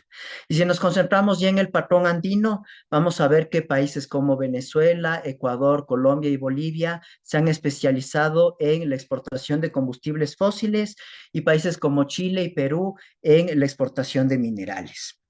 Entonces es importante vincular estas definiciones jurídico-políticas de propiedad que involucran un concepto de valor, un concepto de Estado y un concepto de ciudadanía con estos patrones de economía política biofísica, porque obviamente estas definiciones no se dan en el aire.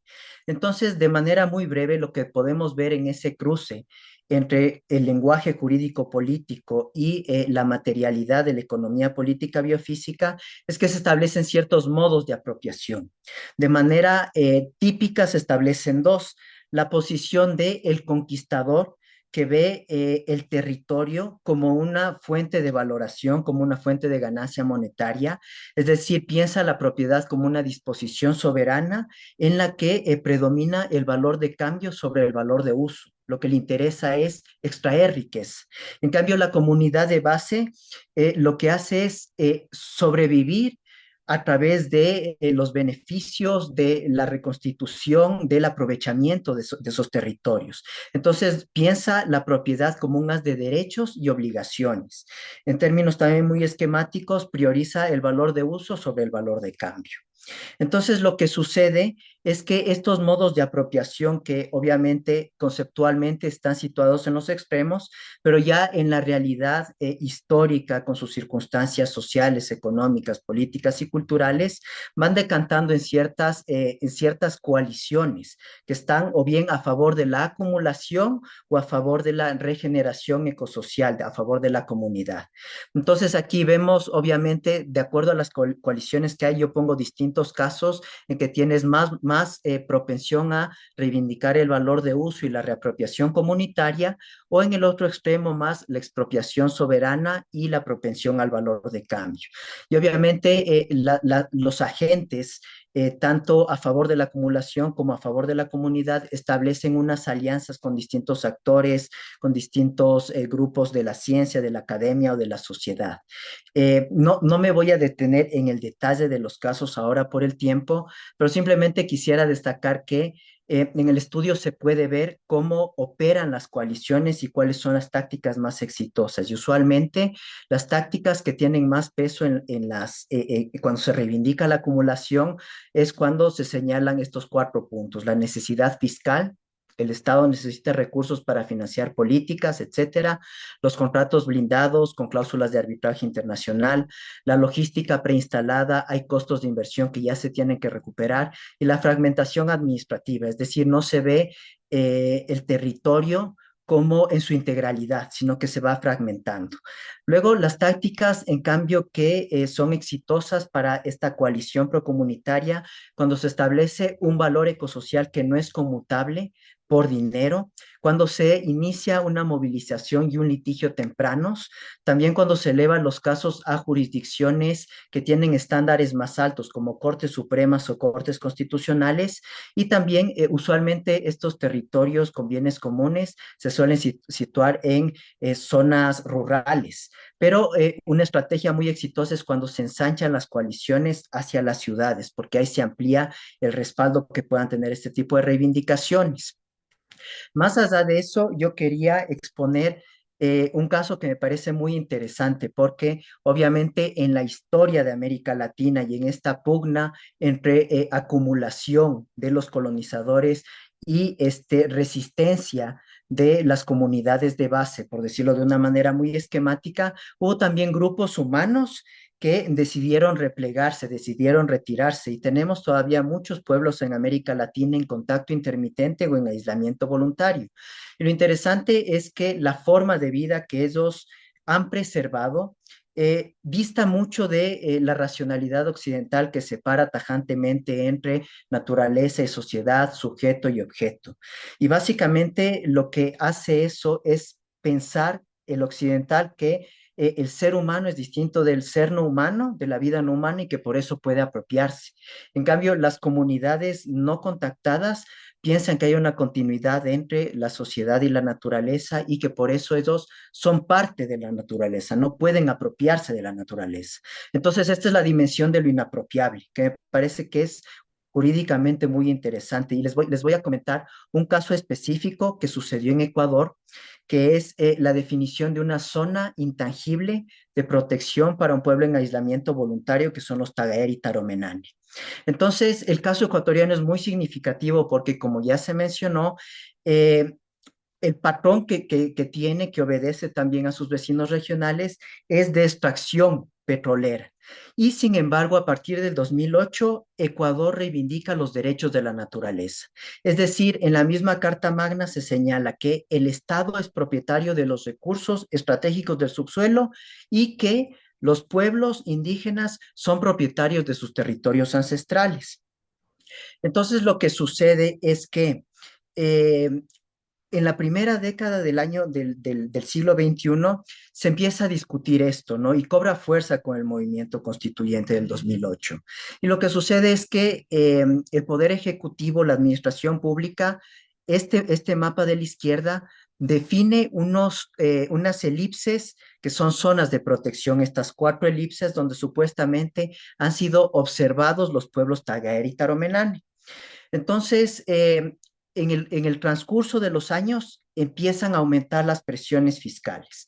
Y lo que dice el Poder Ejecutivo es que el país necesita recursos para financiar también los derechos que están consignados en la Constitución, los derechos del buen vivir, y por eso empieza a ampliar esa frontera extractiva y a reducir las zonas de protección, que es el mapa de la derecha.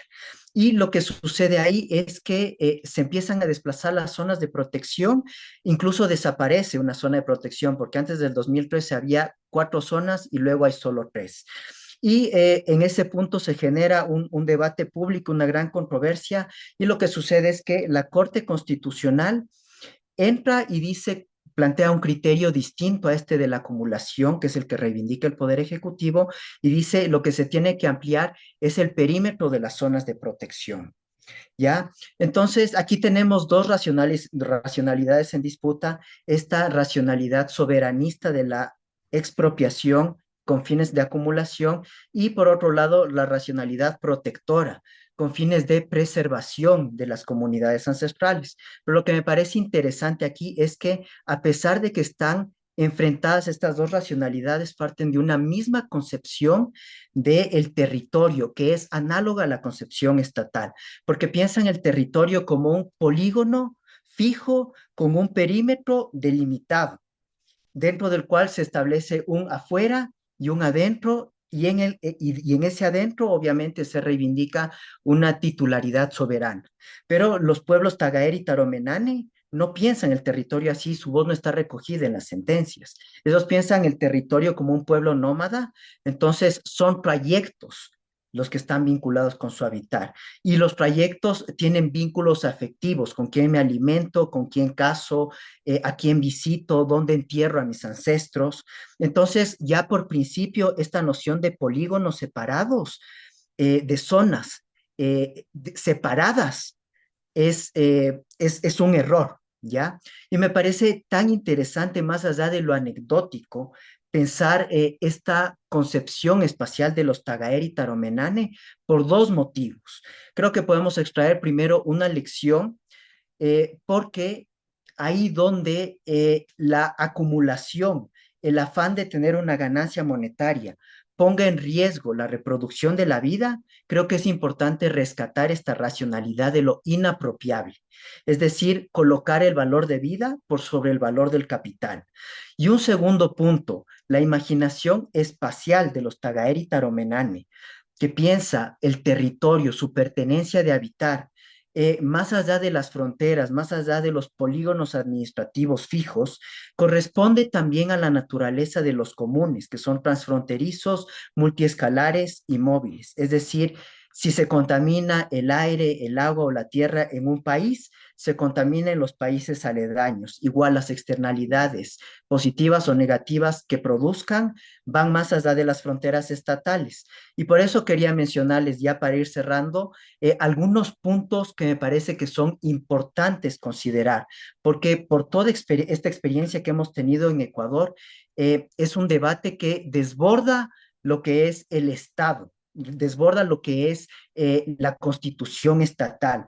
Y es de tal importancia y tal magnitud que creo que hay temas que deberíamos considerar también a nivel regional, a nivel transestatal, a nivel global. Entonces, estos 5 puntos. Primero, la necesidad de desmercantilizar comunes críticos, el acceso al aire, al agua, a la tierra, tiene que ser libre para quitar las presiones mercantiles. También es necesario el blindaje jurídico de lo inapropiable para supeditar los intereses de la acumulación. Creo que es necesario también discutir el control tanto de balances biofísicos y de mercados ecosociales a nivel global, porque tenemos esta disparidad a nivel global. Entonces, si yo fijo constitucionalmente soluciones, independientemente, siempre voy a tener esa presión de la economía política extractiva. ¿Ya? Luego podemos detallar también, les cuento cómo ha sido el caso de Ecuador. Y adicionalmente, yo creo que es importante pensar, así como en su momento se hizo esta alianza de la OPEP, pensar en una organización de países exportadores de materia que permita reivindicar también los intereses regionales que compartimos los países en América Latina y en el sur global, por supuesto. Ese es el debate que quería presentarles. Les agradezco por su atención y quedo atento a sus comentarios, inquietudes y sugerencias. Muchas gracias. Muchas gracias, Juan. Felicitaciones, muy, muy interesante el trabajo que estás realizando, la verdad. Bueno, ¿quiere alguien hacer algún comentario, alguna pregunta?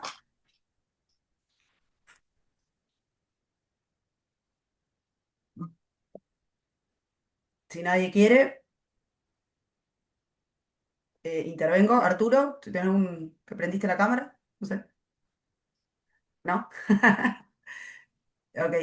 Em, Juan, yo me quedé pensando en esta cuestión de los países, ¿no? Exportadores de materias primas. em, Sobre todo, ¿no? Por la situación en la que está América Latina hoy, que es poseedora de muchas materias primas que el mundo, digamos, demanda. Ya si te vas desde el plano más de gas y petróleo, hasta incluso si te vas más a la cuestión de los minerales críticos. Y me parece interesante esta tesis que trabajás en la idea de organizar los países exportadores de materia prima, porque bueno, viéndolo desde una dinámica más del punto de vista de cómo mejoramos las condiciones de nuestras poblaciones, hay muchos que plantean esta idea de hacer un bloque más regional para negociar en mejor posición, digamos, en el lugar en el que estamos. Naturalmente escapa a ciertas epistemologías o a ciertas miradas diferentes en torno a la interculturalidad, pero viéndolo desde una perspectiva más nacional, si se quiere, hay ahí un tema a revisar porque nuestros recursos naturales están siendo súper extranjerizados y los territorios están siendo, las poblaciones de los territorios están siendo despojados y parece que no hay una estrategia común a esto, incluso en un contexto global de fuerte disputa en torno a estos recursos naturales en lo que es Estados Unidos y China. O sea, hay una fuerte disputa en torno a quién se lleva estos minerales y al mismo tiempo una desarticulación regional en relación a una estrategia común, naturalmente propia de los procesos y las coyunturas políticas. Entonces me parecía interesante como una propuesta también pensar cómo desde los países que producimos materia prima podemos establecer alguna estrategia común. Sí, totalmente de acuerdo, Connie. Eh, sí, o sea, en realidad es un tema muy complejo y en realidad yo creo que es muy urgente. Y digamos, la exposición que quería presentarles también quería poner en tensión esta tríada que está basada, esta tríada de lo que es el Estado, del valor del ciudadano, que está basada también en la dinámica de acumulación y obviamente son unas derivaciones del absolutismo europeo, ¿no? Los conceptos con los que todavía estamos operando. Entonces, habría que, yo creo, obviamente pensar en estas coaliciones, pero eso también pasa por cambiar las formas de pensar y de concebir la política y las formas de convivencia. Entonces, creo que esta racionalidad de lo inapropiable nos permite dejar de pensar de un Estado que es soberano, soberano que entrega títulos, de un valor que es el dinero por el dinero y de un sujeto político que es el propietario, a un sujeto político que es coperteneciente a un valor que es el de la vida y a una autoridad política que es protectora. Y solamente quisiera mencionar cómo ha sido de complejo el caso ecuatoriano para dimensionar los desafíos. En Ecuador, como bien se ha mencionado también en otras exposiciones, tenemos la Constitución del 2008, que fue la que inscribió los derechos de la naturaleza como sujeto de derechos. Pero fue algo muy de vanguardia, hubo una coalición importante de actores ambientalistas, ecologistas, actores de la academia, de grupos científicos también, los movimientos indígenas, la defensa de la Pachamama, el Suma Causay, pero después no hubo ni desarrollo legislativo y hubo un poco de desarrollo jurisprudencial. Como les comenté, hubo una pugna muy fuerte entre el Poder Ejecutivo y la Administración y la Corte Constitucional. Y en Ecuador, a pesar de que no ha habido estos desarrollos normativos y ha habido esta disputa entre el Poder Ejecutivo y la Corte Constitucional, ha habido una serie de consultas populares que a partir del debate de la Constitución del 2008 se ha encendido una gran conciencia ecologista de protección. Entonces, hay unas consultas del 2018, del 2023, que piden frenar la minería metálica en las zonas de protección, que piden frenar la extracción en el Yasuní y Teté, la extracción petrolera, y no obstante, los gobiernos de turno neoliberales han seguido extrayendo y han seguido avanzando en la frontera extractiva. Y este fin de semana vamos a ir a una consulta popular que lo que está planteando es derribar la Constitución del 2008, derribar los derechos de la naturaleza, porque supuestamente son un freno para la inversión. Entonces, yo les digo, incluso si no derriban la Constitución del 2008, con derechos de la naturaleza ya han inventado mecanismos. Por ejemplo, en Ecuador ahora se hace el canje de deuda por naturaleza y hay unos bonos green, que son los de la Amazonía, y hay unos bonos blue, que son de las Islas Galápagos, por el cual los grandes capitales adquieren esos bonos como un derecho para contaminar en otra parte. Entonces están, entre comillas, cumpliendo con los derechos de la naturaleza, pero están eh, pagando por el derecho a contaminar. Entonces son unos mecanismos perversos que tiene el capital, pero así opera. Entonces por eso creo que hay que superar tanto el concepto estatal como esos límites de políticos de las definiciones de propiedad, de ciudadanía, de valor y de Estado para discutirlo en otros ámbitos. Y obviamente es importante ahí toda esta consideración regional, geopolítica que estabas mencionando, Connie. Muchas gracias. Muchas gracias y felicitaciones. Bueno, voy a detener la grabación ahora porque ya estamos en